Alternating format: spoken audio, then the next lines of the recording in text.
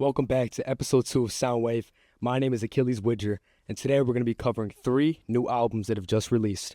So let's get right into it. So, firstly, we're going to be covering Chromakopia by Tyler, the Creator. Now, I had the pleasure of listening to this album last night, and man, it lived up to all the hype. So, where do I even start? This album delved into so many different topics, like love, loss, father issues, paranoia, and fear. And I just think each track melted into each other perfectly. So starting off with the opening track, Saint Chroma, we did get a little snippet of this a couple weeks ago, and hearing this song in its full glory was amazing.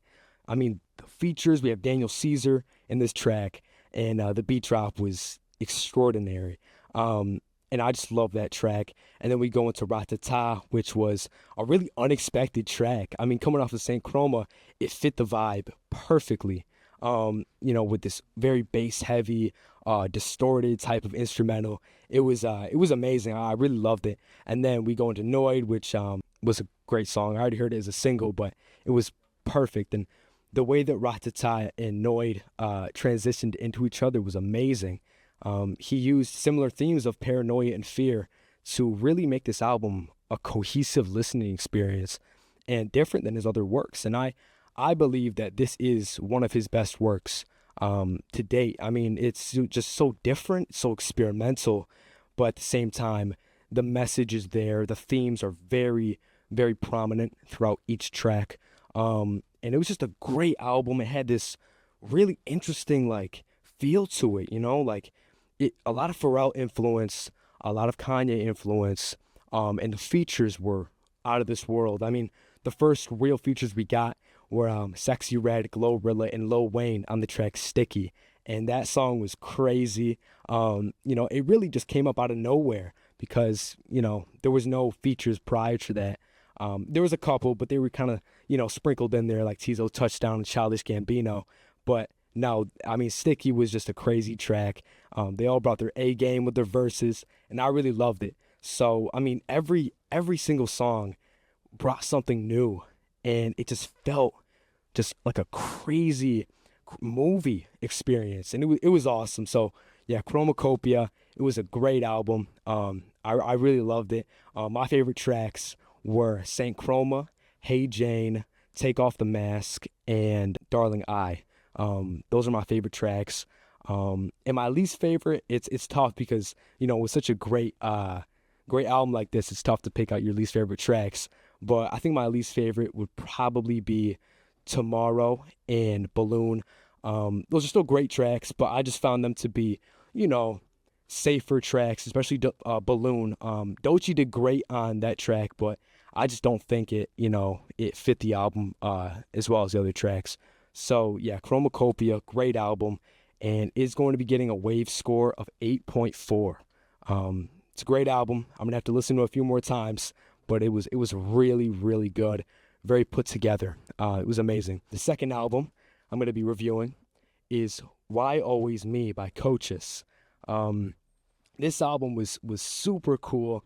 It's my first Coaches album. I'm not very, I haven't listened to him a lot, but yeah, it was a really cool listen. I listened to it last night, and it was really interesting. It was super experimental, and just crazy. And I could see the influence that Coaches was drawing from, mainly Playboi Carti and Trippie Redd, the kind of rage sound. There was a lot of synthy production, a lot of hard basses, and it was really cool. And for the overarching theme, there wasn't really a main theme that he was covering. It was mainly just, money, clothes, women, and all things luxury. So it was really cool, but, it was fun. And that's what I love about that, is that it doesn't have to be a serious album like Chromakopia. It's just fun. And, the features are there, and they're really cool. V's and Amine did really good on that album. And I think it was just a fun listen. It was entertaining. Coaches brought an energetic, crazy performance on almost every track, and I just thought it was really cool. And so my favorite tracks off of Why Always Me by Coaches were probably E-Wing and Timber. I think those were just really energetic tracks. I think his performance on those tracks was just super cool, and I loved it. And then my least favorite tracks were probably Might Jump and Fake Love. I think Fake Love was a cool track with Coaches and V's, but I don't think it was as authentic as the rest of the tracks. And yeah, just crazy album. It was awesome. Just all around a really fun album to listen to. Not as cohesive as some other albums might be, but it was really cool. So Why Always Me by Coaches is going to be getting a Wave score of 6.4.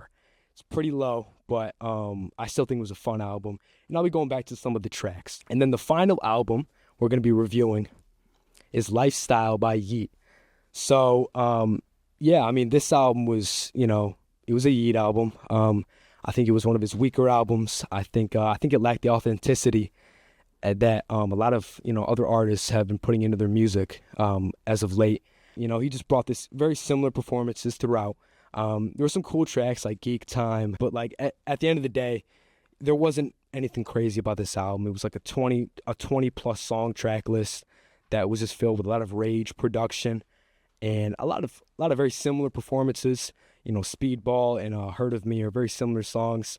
But overall, I'm not going to be going back to a lot of the tracks off this album, but I'm happy to see that he's having fun. He's going into the rage sound that Playboy Cardi have been doing, and he's definitely an influential figure in the hip hop scene.